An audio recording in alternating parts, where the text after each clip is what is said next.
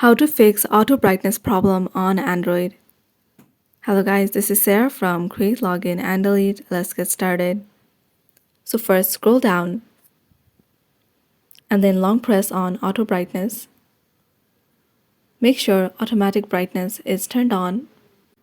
If this doesn't work, open your phone settings. Scroll down to battery and then click on it. Make sure ultra battery saver is turned off.